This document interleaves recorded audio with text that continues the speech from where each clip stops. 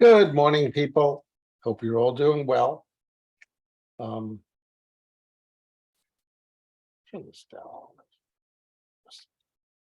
Okay. Yeah, today we're going to talk about something that really should have a lot more attention yet among economists and policymakers. And this is theory that goes back to Robert Solow, Nobel Prize winner, and Larry Summers, former Secretary of Treasury, and President of Harvard, and pig. But that's another story for another time. And this is efficiency wages, or the way wages determine productivity. This flips the orthodox neoclassical approach where productivity determines wages. Instead, it's based on the empirical finding that higher wage workers are more productive because they're paid more. Raise people's wages and they become more productive. Low wage workers are often unproductive because they're paid poorly. So we're going to go on that today. And as usual, my PowerPoint needs to be tracked down. Let's see, there it is. Okay. And we have dogs and cats sitting on a potted plant that's dead. Dog and cat, who's more efficient? Well, obviously it depends on how you value tracking down toys and pieces of whatever that is versus killing rodents. If you price rodents low and balls high, the dog's more efficient. Price rodents high and balls low, the cat's more efficient. So, life's hard. You can't separate efficiency from wages, efficiency from prices. Now, what determines prices? Well, one thing that determines prices is demand, certainly in the neoclassical model. And demand in the neoclassical model depends in part on the distribution of income, because where some people, let's say, give the rich people more money, then there'll be increased demand for second homes. Second homes will go up in price. Give poor people more money, there'll be an increased demand for Walmart, and maybe big Y. Give middle income people more money, there'll be increased demand at Stop and Shop, maybe Trader Joe's, and all these will affect the price of things. Poor people more money, increased demand for used cars. Middle income people more money, increased demand for Toyotas and Hondas. Rich people more money, increased demand for Lexus, Toyota, Lexus, BMWs, Mercedes. Okay. Income distribution determines productivity. So the way productivity and wages affect each other is quite tangled. It's never as simple as the orthodox model. Higher marginal productive labor, higher wages. And then there's a bird. Wages, marginal revenue products, and efficiency wages. Does efficiency cause wages, or do wages cause efficiency? Various things to do. The orthodox model, marginal revenue productive labor. Efficiency wage model, wages determine productivity. Henry Ford is the central person in this story. Henry Ford raised wages, doubled wages for entry level, well, not for entry level, but for production workers at his Ford plant, building the Model T. He paid these higher wages to workers who were diligent, attentive, stayed on the job, worked hard. Those workers then became diligent, attentive, stayed on the job, and worked hard. Now, we basically want companies, we value productivity. It's questionable if we want a higher GDP, but we certainly want a higher GDP per hour worked. After all, then people could have more leisure time, as is happening in Europe, where, as we talked about last time, they take much more vacation time than we do.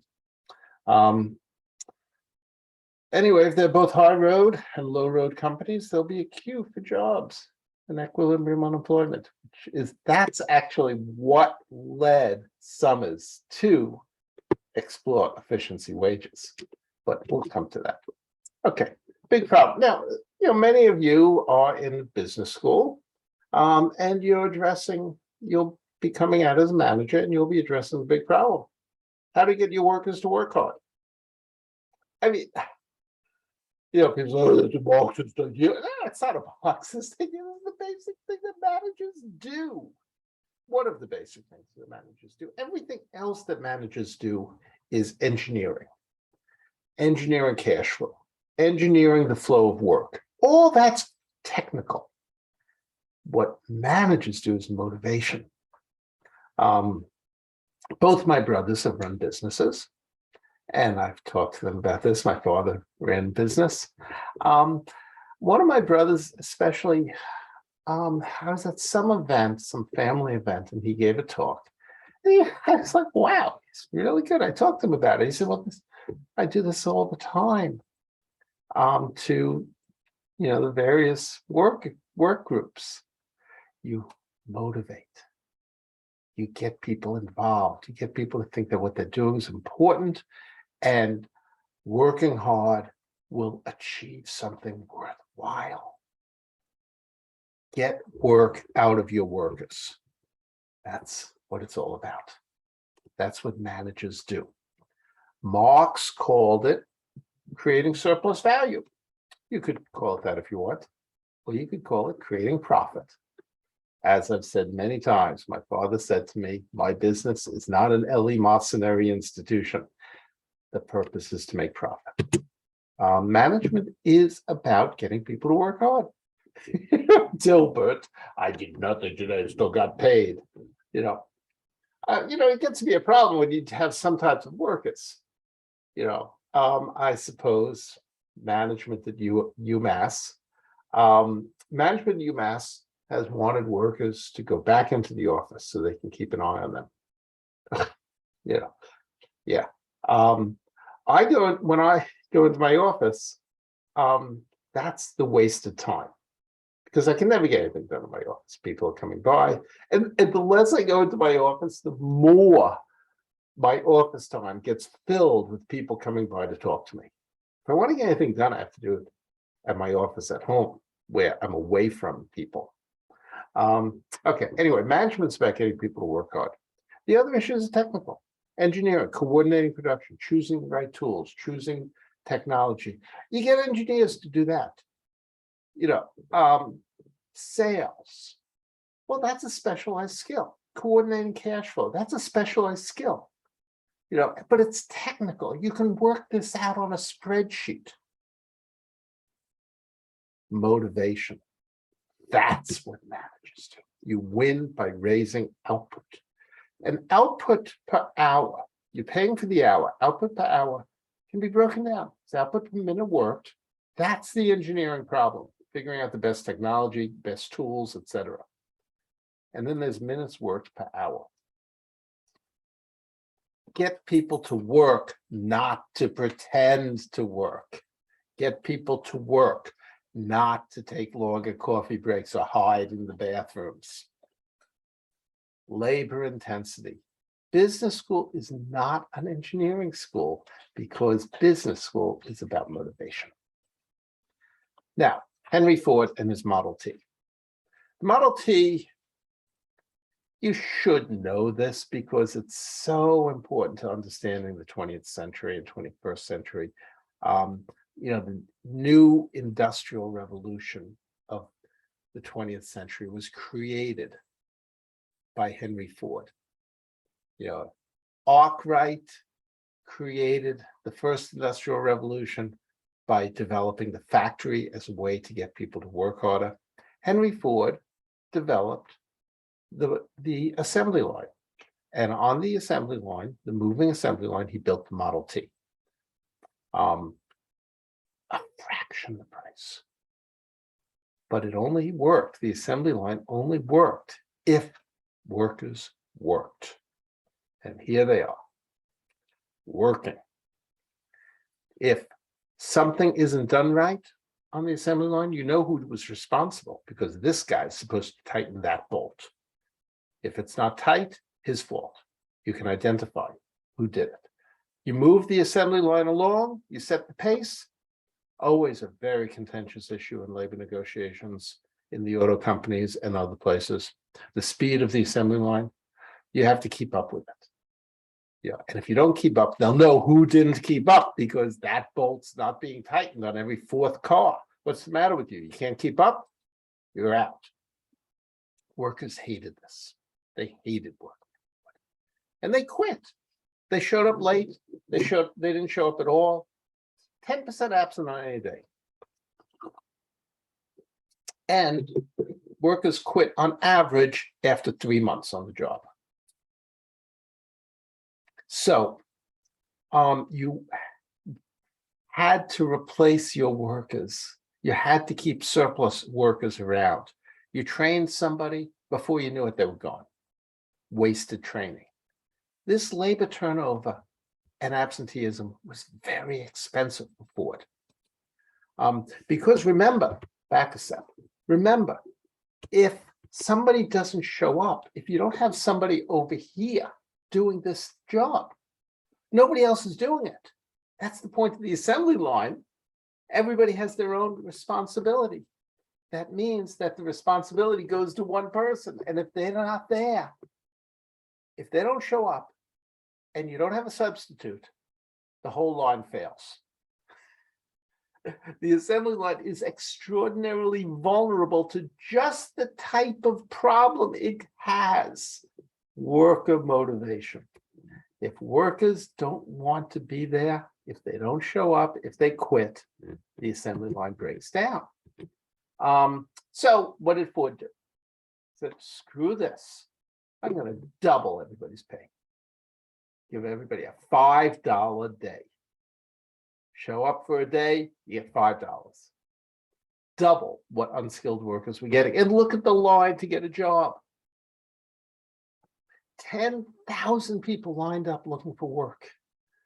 And you only got the $5 a day if you had a record of not being late, not being absent, not complaining. And it worked. Prices, the cost of production, because Henry Ford didn't care about demand. He famously said, you can get your Model T in any color as long as it's black. He wasn't into marketing. He was into production, making it more cheaply. And so he set his prices. As classical economists say, prices for everything are set ultimately, cost of production.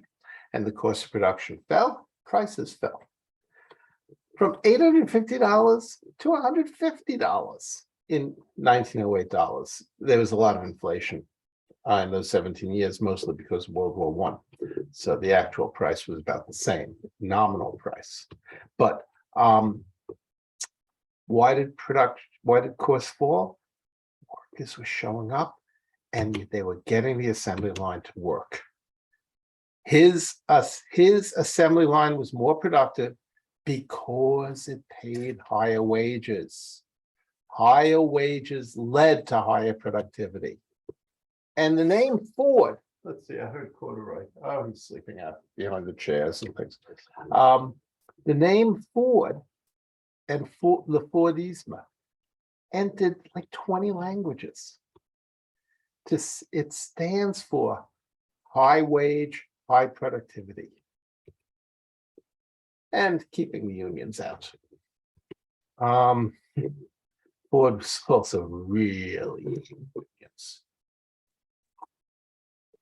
Ford was the last of the big automakers to accept the United Auto Workers, and it did so only after killing a lot of people and things. Anyway, Fordism spread throughout the world. The Nazis were fascinated by it. The Soviets were fascinated by it. High wages sustain mass consumption of standardized commodities. That's the modern economy. Isn't it great? As much as any single individual, it's Henry Ford who created it. And Henry Ford did it because he paid higher wages. Okay, here's price per car.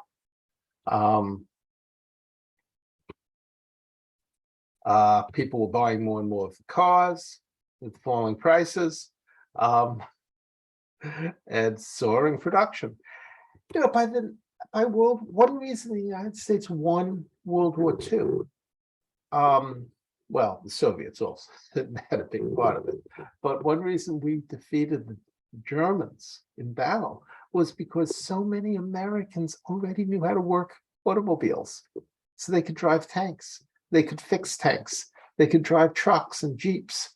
You know, the Germans had to have big training programs to get people, you know, to learn how to fix these things and drive them. But the United States was the world's first automobile economy. You know, in the Orthodox model, wages are at the intersection of labor supply and demand. Okay, we've been talking about this. No place of managerial discretion. Wages depend on technology, factor endowments, and preferences. Remember, those are the three in the neoclassical model: technology, factor endowments, preferences.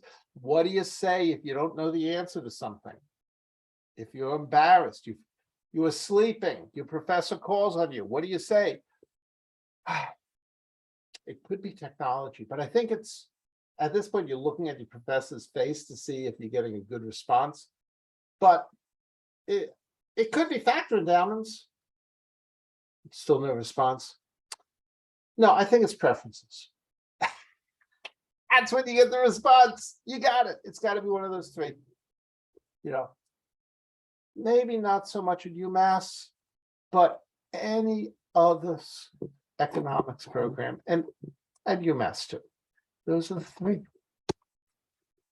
So labor supply and demand, wages, employment. Okay, you got all this. Productivity is exogenous.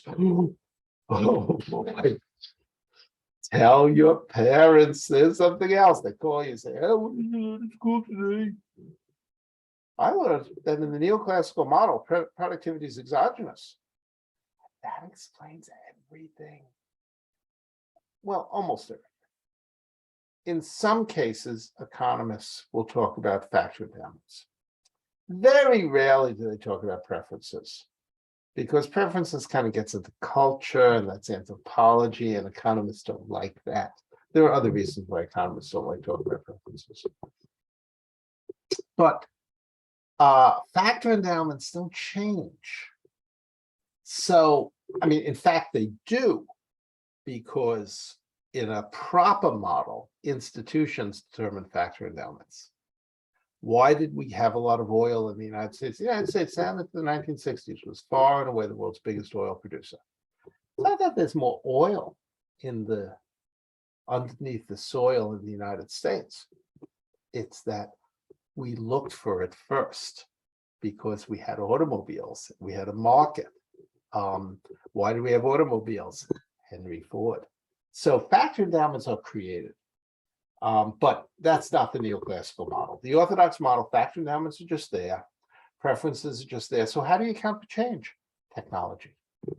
And technology, do they want to say technology changes because of labor unrest or social policy? No, because then you get into politics shaping the economy. No, Technology changes for exogenous reasons. Henry Ford woke up one day and he was such a brilliant man. Um, explanations of the British Industrial Revolution in the late 18th, early 19th centuries, central event in the development of the modern world. The genius of the English people.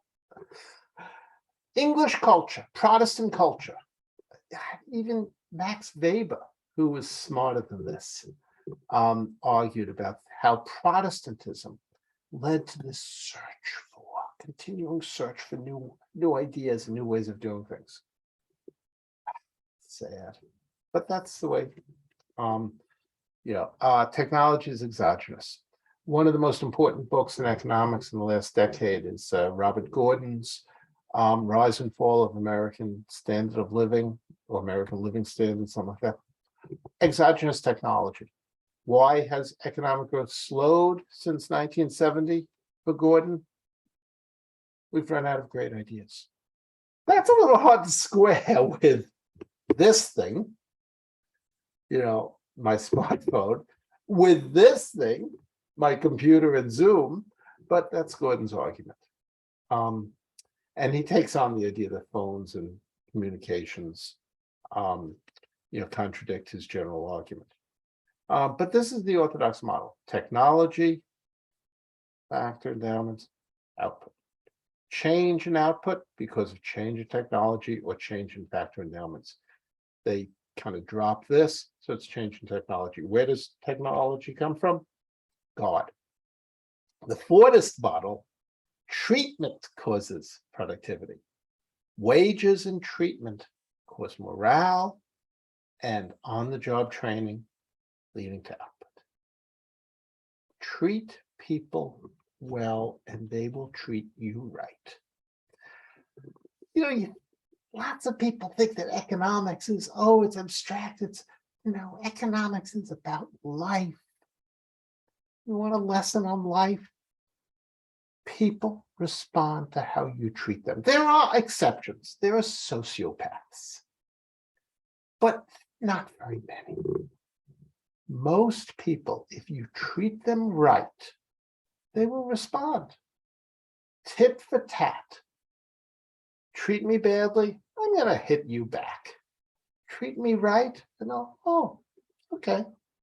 Yeah, I'll be nice to you. Even better, you treat me right, I may be nice to the other guy. I'll pay it forward. And this applies in the Fordist model. Businesses that treat their workers well will get workers who respond. Even McDonald's. Are wages low for hamburger flippers because hamburger flippers are inherently inefficient? Or are hamburger flippers inefficient when the workers aren't treated well? Wages low, company nor worker invests in the worker. Why bother? I could always just replace this $10 worker, an hour worker. Well, look what happens. Higher wages are associated with more productivity. Pay people better, they work better. What's been happening in the US? Again, Gordon's argument: we've run out of ideas. Another argument is productivity is slowed because we haven't been paying the workers well, and workers have been kind of responding. You treat me badly, fuck you. Why do workers have low wages? Or why are they unemployed? Orthodox model: because they suck. Maybe they suck because of factor endowments, lack of capital or other inputs. Maybe they suck because they're poorly educated.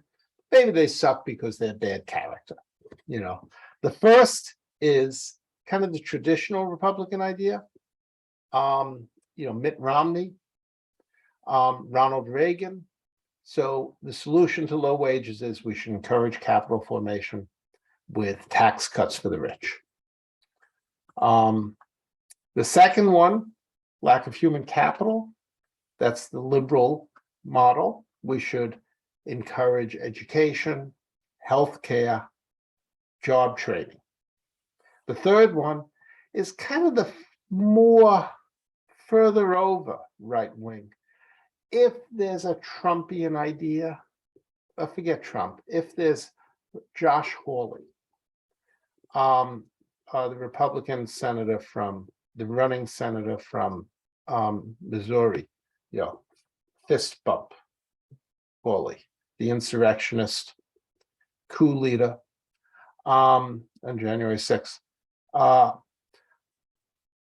He is among others who have been praised by people like New York Times columnists for a creative approach that avoids the traditional left-right divide. It does it by, this goes back to Charlie Murray, by arguing that it's character. David Brooks, who I usually like, or I often like, politics is all about character building. And we can have in Hawley, Brooks, Murray, we can have workers with better character by encouraging two-parent families, male-female two-parent families, by cracking down on property crimes, so that people, and getting rid of graffiti, showing people that they should be honest, hardworking, respectful of property, etc. This is a very old idea. It goes back to the Poor Law Commission in Britain in the early 1830s, which recommended doing away with welfare, because welfare was encouraging people to be self-indulgent and just stay home. Same arguments were being made in the 1980s and 90s and since by people like Josh Hawley. But those are three different approaches. They all have this in common. It's all the workers' fault. Conservative, liberal, I don't know where to put this, far right, centrist, I don't know. But all three of these, this is the dominant discourse. There are very few people out there arguing otherwise. I mean, even Bernie Sanders kind of gets into this side of things. Robert Reich used to be very much in this side. He's moved further over to, but the liberals invest in education training, research and development, conservatives, tax incentives to marry. I put this under the conservative rubric, but in a way it's something different. Okay, Ford's $5 a day suggests something else. Change the context of work. You get what you pay for. Tit for tat. Pay higher wages, you'll get more productivity. Higher wages raise productivity by reducing quits. People won't quit on you. They'll show up on time. They'll work harder. Honestly, make the job better and it's worth keeping. Make the job better and show some loyalty to your workers and they'll show loyalty back. Invest in the workers. If you're paying these workers all this money, companies have an incentive to invest in their training. This makes for high road companies. Reversing the orthodox causality. That workers are productive because they're paid high wages. High wages cause productivity. Low road companies, Walmart, compete by paying wages so low that they balance the workers' low productivity. Sucko! We don't want those companies. We want the high road companies.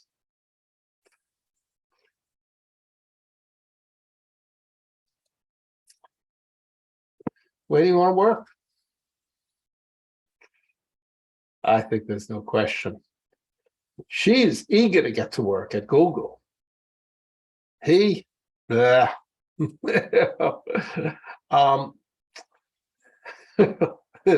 the Apple headquarters in Sunnydale. Here's a Walmart. God, I've got into Walmart a couple times in my life. Oh, just walking in is painful. The lighting, the noise, I mean, if it's just about low prices, then yeah, okay.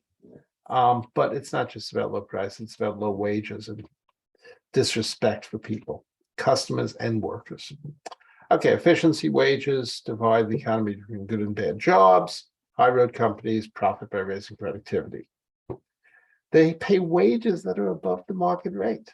Out there, yeah, we can hire somebody for less, but we're going to pay more to show the worker that we care, and also to give the worker an incentive to work hard to keep this job, to not quit because they're being paid more than they'd make on the outside. And they want the company to do well because we're paying high wages. They want to keep their job. That creates a queue because there's very low turnover and everybody wants these jobs. You want a job at Google? Good luck. I mean, go for it, try. It does happen. Some people get hired at Google. I had a nephew who worked at Apple. He's an artist. And another nephew who worked at Yahoo. Actually, he hated Yahoo.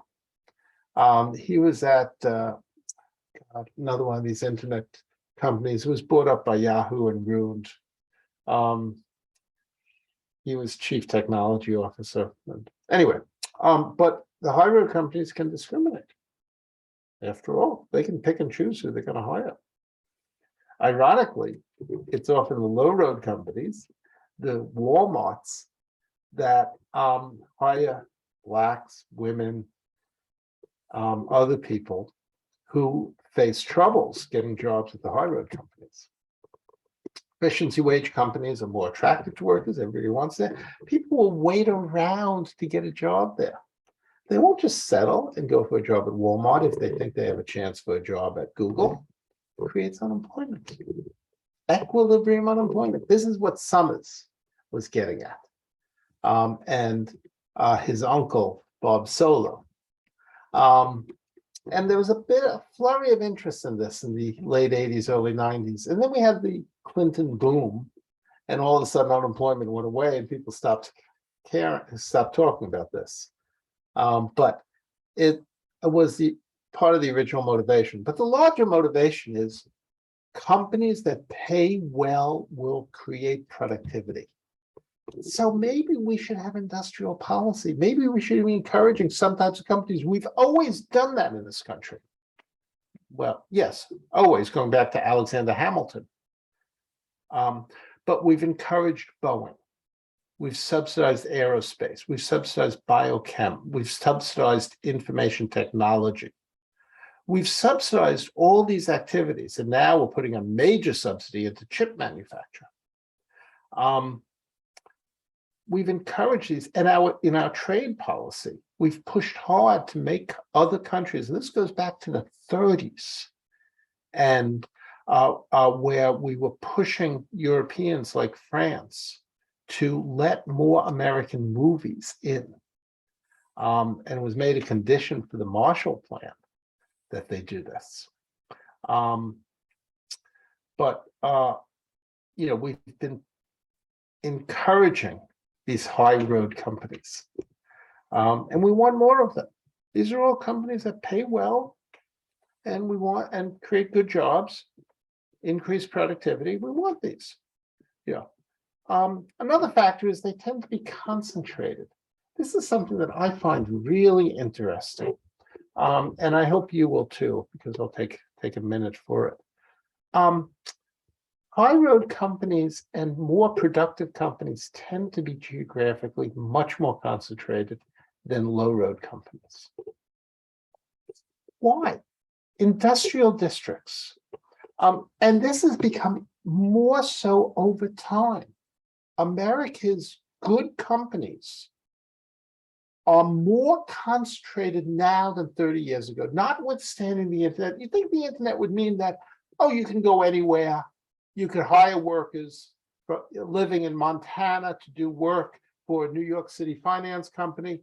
So everything should spread. Rents should go down. Land rents should go down because the spread of technology, as well as the reduction in trade barriers, make the world flat. This was an argument by Thomas Friedman in the New York Times. He had a book, I think it's called The World is Flat. Came out 20 years ago, whatever. And this is a very popular idea, except it's not true. High road, high productivity industries are more concentrated geographically than ever. High tech, Bangalore, India, Seattle and San Francisco, New York, Boston, Northern California, Northern Virginia. Entertainment. Yeah, they'll film in Toronto and Vancouver and other places, but the design, it's all done in Los Angeles, much more than it used to be. New York and Boston used to have major film industries, and then a little bit, but it's kind of all been migrating. Music still hangs out in New York. The theater in New York kind of creates an industrial district for that. High finance, New York, London, Frankfurt. The Europeans have been really pushing to make Frankfurt a big financial center. And with Brexit, maybe they'll start getting some more traction on that. But it's still remarkable that even with Brexit, London is still maybe the world's #1 financial center, certainly one of the top 5. Hong Kong, Shanghai, New York. Any financial center other than New York in the United States? Not really. It's become much more concentrated than it used to be. So this, why is this? People in these high value added industries want to be together. You want to be next to a similar company so that you can get their workers, so you could all sit around after work at a cafe and exchange ideas. I don't know, but it's a major issue. Unions help all this process by forcing companies to pay more and treat workers right. This also was something that was popular in the late 80s around the time. And Richard Freeman and James Medoff, were part of discussions with Larry Summers and Solo. This is a big thing between like 80 and 95. And after that, this theme has really dropped off the map, which is unfortunate because I think it's really right. And there's been this discussion of minimum wage, where people on the left have been arguing minimum wages do not reduce employment. And this has been I think the literature is really settled. There of course are people who insist on the old model, but when you get to the numbers, it always works out. I mean, minimum wages do not, within the range that we're talking about, you raise the minimum wage to $100 an hour, probably would reduce employment in something. But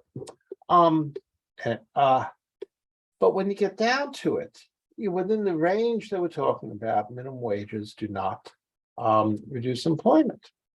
How can this be? It doesn't make sense in the Orthodox model, but it does make sense in efficiency wages, because you raise wages, people work harder.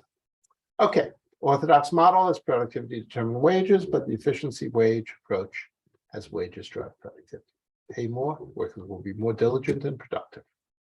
High road companies pay higher wages to create productive workplaces. Policy could encourage companies to trade restrictions, unions, wage regulations.